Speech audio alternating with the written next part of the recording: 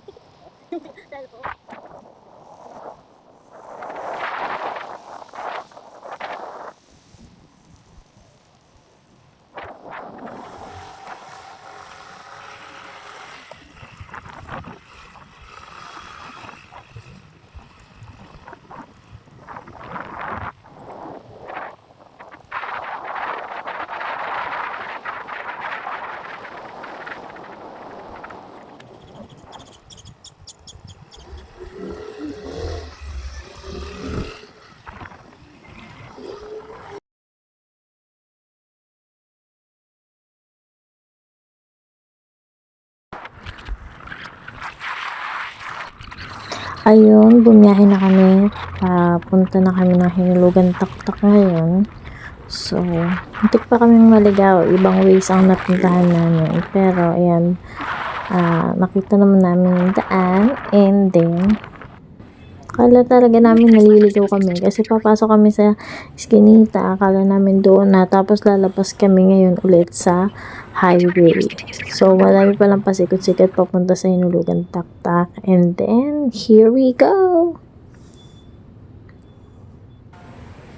So, nakapasok na kami guys. Sobrang linis dito. Hindi ka pwedeng magkalat. So, pupunta na kami dito sa spiderweb. Nakita namin. Kaso, bawal yung nakachinela. So, hindi ako pwede. Kasi nakachinelas ako. Kaya siya na lang yung pinag-try ko. Ayaw niya naman at first, pero pinilit ko para ma-experience din niya. Kasi nga hindi pwedeng nakachinelas. For safety purposes and protocol talaga nila yun. Ayan.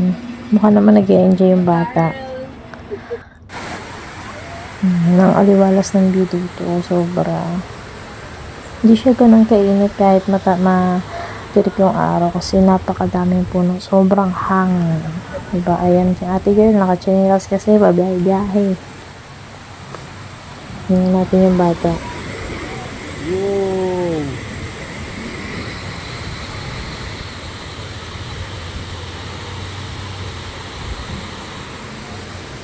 I got you.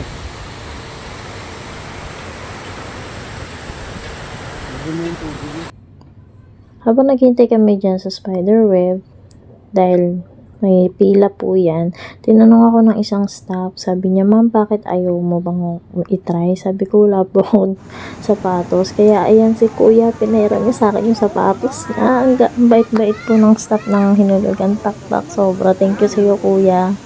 Ayan. Nag-assist siya ng ibang ng mga tao habang nakamedyas lang. So, ayun, pinera niya sa akin yung kanyang sapatos. Para matry din naman din namin dahil nandun na rin naman daw ako. So, ayan. Hindi po sir, dire-diretso po yan. Papasok lang po sa kanila yung tubig. Papasok po doon, then lalabas po yan dyan. Hindi po. Ayun, gusto mo yan ha? Wala. Wala.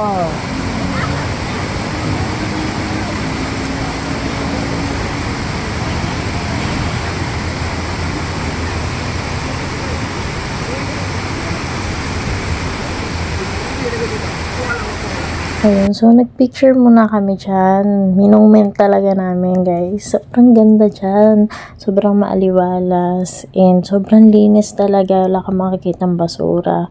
Sobrang nakakalula, pero ang ganda ng lugar. Ang ganda ng experience din. Kasi ang babait po ng mga staff ng Hinulugan Taktak. Sabi sa amin nung nakausap namin na staff, inopen nila ulit yung Hinulugan Taktak ng free. Tapos, pandemic era kasi napansin nila yung mga tao masyadong malungkot, so inopen nila yung with protocol ng pandemic na maging masaya yung mga tao kasi hindi nga nakakaalis, hindi nakakalabas ng mga bahay, so inopen nila para maalis po yung anxiety and depression ng mga tao during pandemic time. So ayan po. Hindi ko makalimutan lagyan yung comment sa suggestion ko. Kasi po, dito po kasi po nagbibigay si Mayor kung ano ba po yung idadagdag sa Hinulugan Taktak po. Dito na po nagbibigay sa mga suggestions. Thank you. Ayun, binigyan kami ng form para sa comment and suggestion. Saka ikagaganda pa ng Hinulugan Taktak. Kasi sabi ko nga sa inyo kanina, this is free. Lahat po dito libre. Pero, pakiusap lang nila, huwag magkakalat. Kaya po sa Hinulugan Taktak, wala pong basurahan makikita doon. Sobrang linis, na-preserve talaga nila yung lugar. Sobrang maayos po yung ambience sa Hinulugan Taktak. Talagang marerelax ka. Ngayon, pababa na kami dito sa may falls. And, ayan, malayo pa lang nakikita mo na ang ganda. Nakaka-relax talaga siya. Lalo yung maririnig mo yung falls.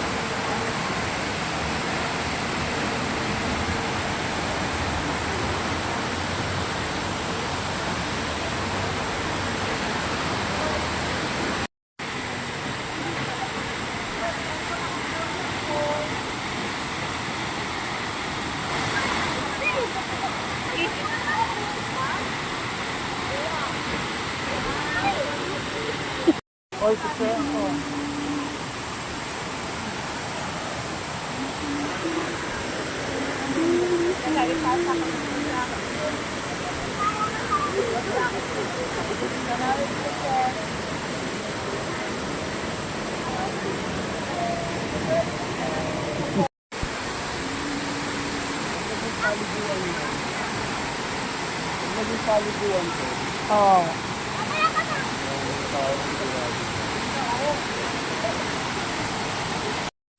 Sayang nga at hindi available ang kanilang work namin that time na pumunta kami. Nire-repair daw kasi yan. So, ayun.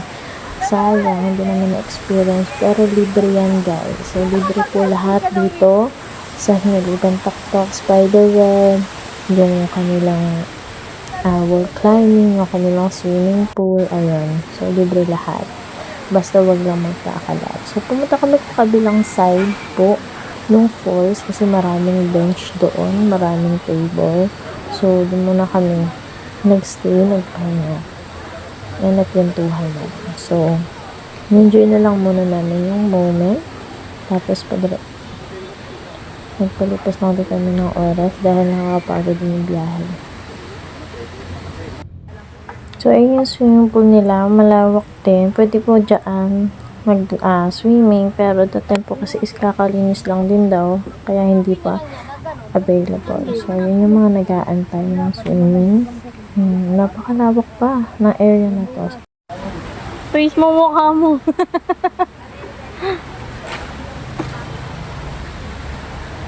Ayaw.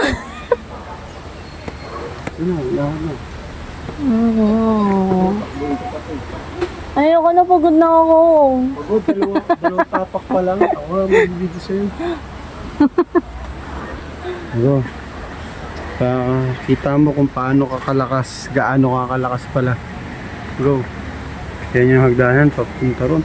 Ganyan katarik. Wala pa yan, hindi pa yan. Hindi na lang. Hindi gamit, wala.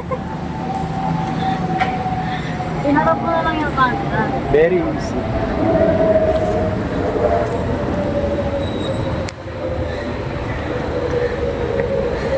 Tapos, magyayaya ka, hiking. Tapos dito pa lang. Ano mo naman, oh. Oh. Seryoso yung hingal mo. Oh. Ano ba yan? Ano mo naman? Kung gaano katarik yan. Sisiw to, mahal. Sisiw. Hindi na makaya yung nurse yan. Soft drinks ka pa. Bigyan kita burger. Ay spaghetti. Yan. Kung masyado ano yung ano, gano'n. Hinihingal ako. Hindi ka hinihingal. Ano lang, katang isip mo lang yan. Ha!